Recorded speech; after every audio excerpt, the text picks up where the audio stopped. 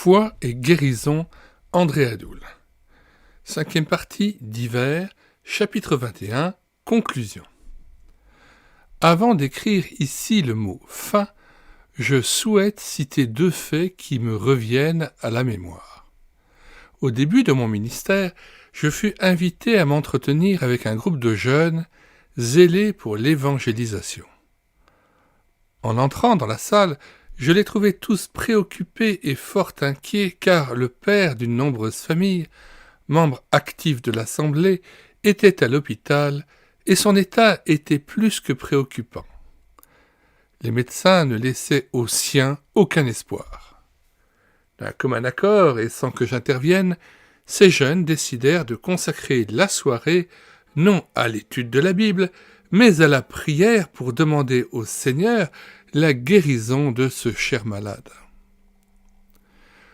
Le lendemain matin, nous nous retrouvions nombreux à l'hôpital à attendre dans le couloir que soit terminée la visite des médecins.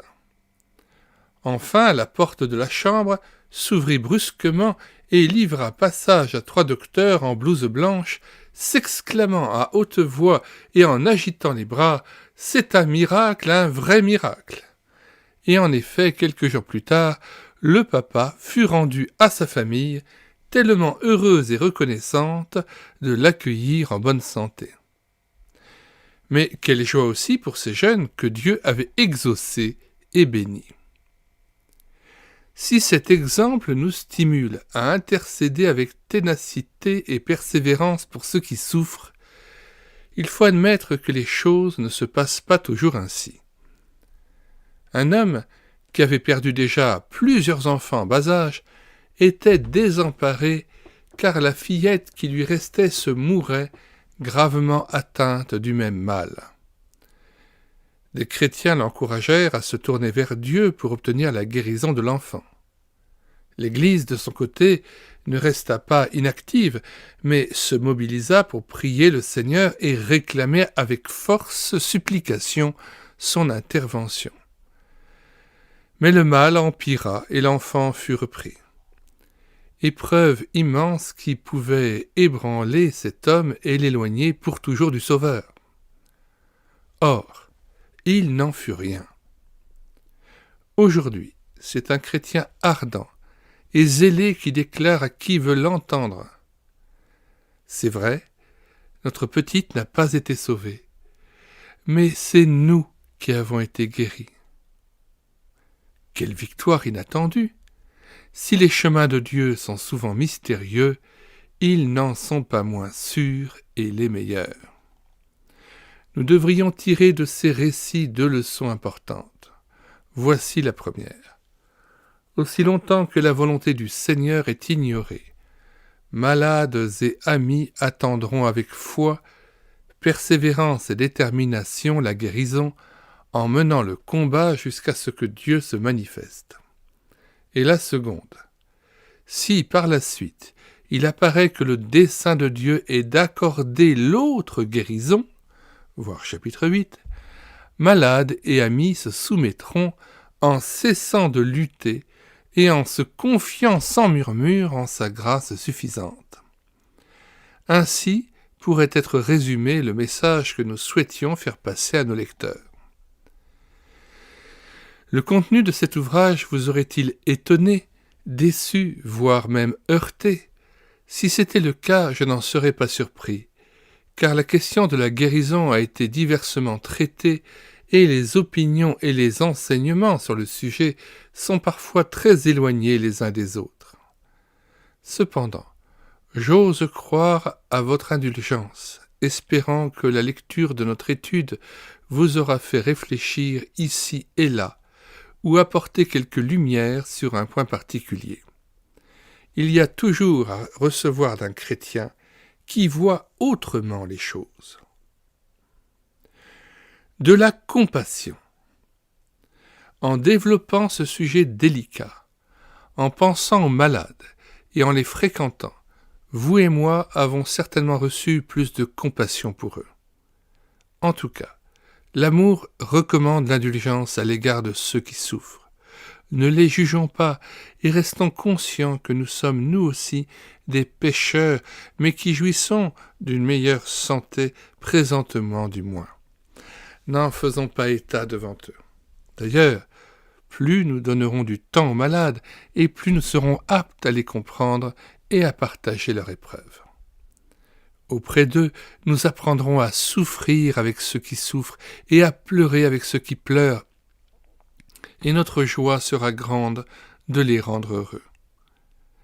Des actes. Quand elle est réelle, la compassion ne laisse personne inactif. Elle entraîne des actes, elle stimule le croyant et l'incite à visiter les malades, à prier fidèlement pour chacun d'eux, à réclamer avec foi leur guérison, à chercher à leur procurer par sa présence un peu de joie et à favoriser leur progrès spirituel. Hélas, il nous est si facile d'oublier le malheureux et d'abandonner le combat alors qu'il compte sur nous. Ne le décevons pas. De la reconnaissance. Dans la mesure où nous assisterons et côtoierons les malades, nous éprouverons un plus grand besoin de témoigner de la gratitude à notre Seigneur pour la bonne ou la meilleure santé qu'il nous accorde. Nous n'en ferons pas étalage devant celui qui souffre, ce serait lui faire mal et l'irriter, mais c'est vers Dieu que monteront nos actions de grâce, quotidiennement sans doute. Plus je serai en contact avec les malades, et plus je découvrirai le privilège immense d'être bien portant. De la louange dans l'Église. Il faut savoir se réjouir dans l'assemblée lorsqu'une guérison est manifestement accordée en réponse à la prière de la foi. Il serait dommage de la passer sous silence et de se priver ainsi du bonheur de louer ensemble l'auteur d'une délivrance qui concerne la communauté tout entière. Même les membres les moins engagés trouveront là l'occasion de sortir de leur apathie en joignant leur voix à celle des autres. On sait si peu discerner les interventions du Dieu puissant, on est si avare de louanges dans la famille chrétienne. Trop de miracles passent inaperçus et c'est dommage. Du discernement. Enfin, lors de nos visites, n'oublions pas que la vraie guérison est celle de l'âme. Mais attention, dans notre zèle missionnaire, n'accablons pas les patients non chrétiens de sermons tout faits. Parlons-leur plutôt de Jésus avec passion et enthousiasme, en les invitant à se tourner vers ce Sauveur qui les a aimés jusqu'à donner sa vie. Que Dieu nous garde et fasse de chacun de nous de bons ouvriers auprès de ceux qui souffrent. Prions pour que notre Église leur donne plus de place et compte davantage sur le Seigneur pour obtenir soulagement et guérison en leur faveur. Mais quand vous aurez souffert un peu de temps, Dieu, l'auteur de toute grâce qui vous a appelé à connaître sa gloire éternelle révélée en Jésus-Christ, vous rétablira lui-même. Il vous affermira, vous fortifiera et vous rendra inébranlable.